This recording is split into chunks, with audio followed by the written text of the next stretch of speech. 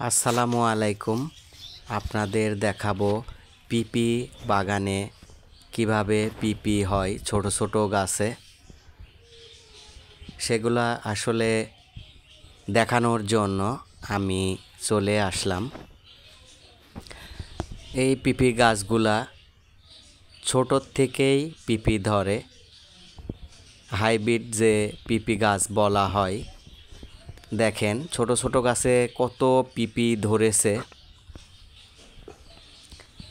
এগুলা আসলে হাট বাজারে যে কোনো জায়গাতেই বাণিজ্যিকভাবে পাঠানো হয়। তো ছোট ছোট যে চারা গাছ পিপির, সেগুলা আসলে প্রথমে রোপণ করতে হবে সার পাঙস দিয়ে।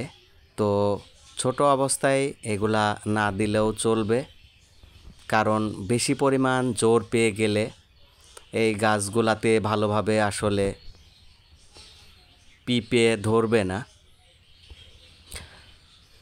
গাছগুলা দ্রুত তাড়াতাড়ি বেড়ে যাবে। তো এগুলা আসলে লাগানোর জন্য জায়গাটাকে আপনি উর্বর করে রাখতে হবে আগে, 15 দিন আগে। তারপরে চারা যখন রোপণ করবেন মাটিতে, আশপাশ দিয়ে মাসখানেক লাগানোর পর যে নর্মাল গোবরি সার হয় সেগুলা আশপাশ দিতে হবে। গাছ দ্রুত গতিতেই বেড়ে যাবে, তারপরে পিঁপড়ে ধরতে শুরু করবে। এটা শেষ পর্যন্ত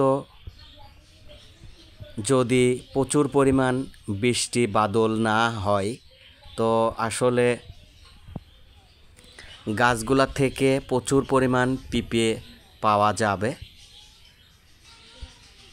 আমাদের মাঠে উৎপাদিত এই পিপি বাগান আমি আপনাদের দেখাচ্ছি।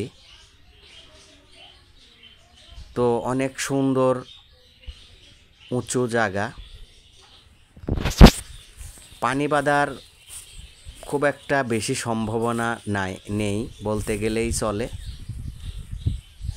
সামনের দিকে ধানের চারা রোপণ করা হয়েছে। তো মূল আখ, যেটাকে কুসুর বলা হয়, সেই আবারটাই আসলে আমাদের মাঠে বেশি চাষ করা হয়, কারণ এখানকার মেল তাড়াতাড়ি কুসুরগুলা নিয়ে নেওয়ার কারণে সবাই কুসুর আবাদ করে। তো টোটাল যে পিপি বাগান আমি আসলে আপনাদের মাঝে তুলে ধরার চেষ্টা করলাম, কিভাবে পিপি আবাদ করবেন। তো আমার ভিডিওটা যদি ভালো লেগে থাকে সকলকেই বলবো বেশি বেশি করে শেয়ার করে দেওয়ার জন্য। তো সবাই ভালো থাকবেন, নেক্সট দেখা।